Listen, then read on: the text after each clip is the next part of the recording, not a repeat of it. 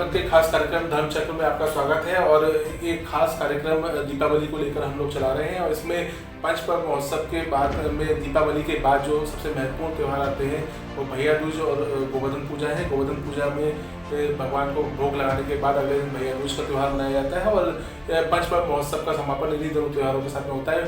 पंडित सौरभ संक्रांत जी से जानेंगे कि किस तरह से दीपावली के बाद इन दोनों त्योहारों को सही तरीके से मनाया जाए, जिससे जो हमारा ये पंच पर्व महोत्सव है वो हमारे लिए शुभ फलदायी साबित हो।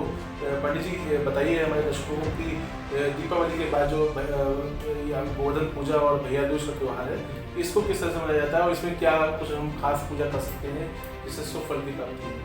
गोवर्धन पूजा के बारे में सभी लोगों को ज्ञात है। गोवर्धन पूजा क्यों की जाती है? इंद्र का अहंकार तोड़ने के लिए भगवान कृष्ण ने गोवर्धन पर्वत को उठा दिया शिवलिंग पे।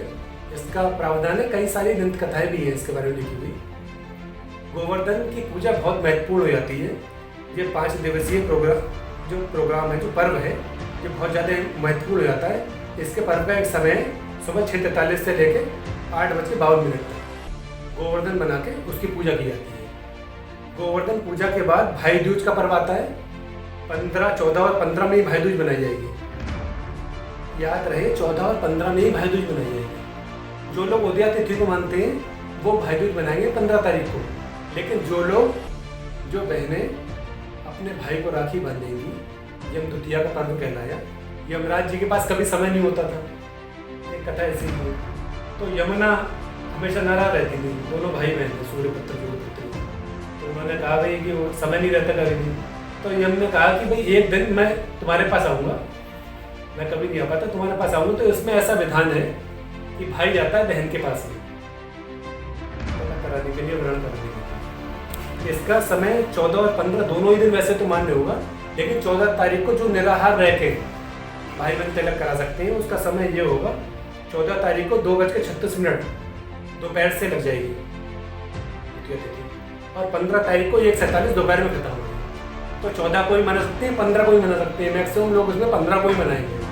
15 को मनाना शुभ भी रहेगा, शुभ 14 को भी रहेगा। तो इसमें कोई ऐसा निर्विकल्प तरीके से इसे मनाइए। ऐसा कुछ नहीं है कि उदया तिथि में या वैसी तिथि में, जिसे जब सुविधा हो तब मनाइए।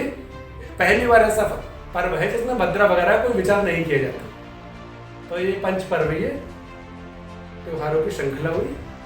बहुत सुख का अनुभव करते हुए इसे मनाया जाए। गणेश जी की साधना, हनुमान जी की साधना, गणेश जी के 12 नाम, हनुमान जी का हनुमान चालीसा। अब कुछ लोग 108 चालीसा कर सकते हैं उपाय में, जिसका जो इष्ट हो। कुछ लोग काली की साधना कर सकते हैं, कुछ लोग भैरव की साधना कर सकते हैं, जो अमावस्या पे करते ही करते हैं। लेकिन इन 5 दिनों में साधना का बहुत विशेष महत्व रहता है। इस महत्व को पहचाने और 5 दिनों में बहुत ही संयमित तरीके से, एक अनुष्ठान के तरीके से इन सब पाठों को कर करके एक अलग तरीके की जागृति का अनुभव करें, अलग तरीके की चेतना का अनुभव करें। यही संदर्भ है, यही इस पर्व का प्रकाश है। नमस्कार।